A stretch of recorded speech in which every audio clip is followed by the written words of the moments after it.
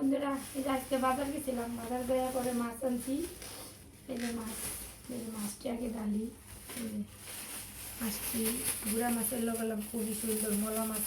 এত বড় মাছ অবশ্য পাওয়া যায় না। এই যে মাছটি কেমন হয়েছে অবশ্যই আপনারা কমেন্ট বক্সে জানাবেন। আর সবচেয়ে মজার বিষয় হয়েছে, মানে আমি খুব অসুস্থ, এই কারণে প্রেশার নাই, এই কারণে হাঁসের ডিম আনতে বলছে। হাঁসের ডিম আনছি। তা হাঁসের ডিম আনতে মানে এই সাইজের ডিম রয়েছে 70 টাকা হালি।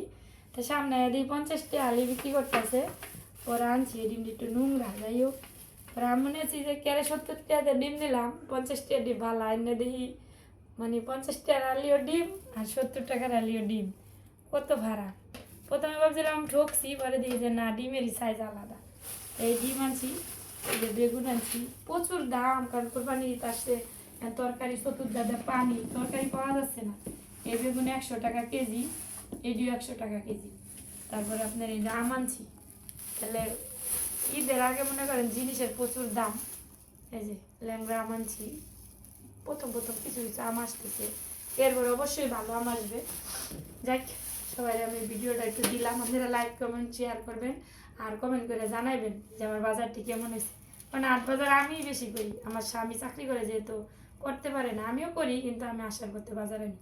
স্বামীর আনতে করলে ভালো বাজার আনতে পারে না, বেটা মানুষের লিখে হবে, অতটা ভালো করতে পারে না, আমি বুঝে না আনতে পারি, এই জন্য। তাই আপনারা কমেন্ট করে জানাবেন, ভালো থাকবেন।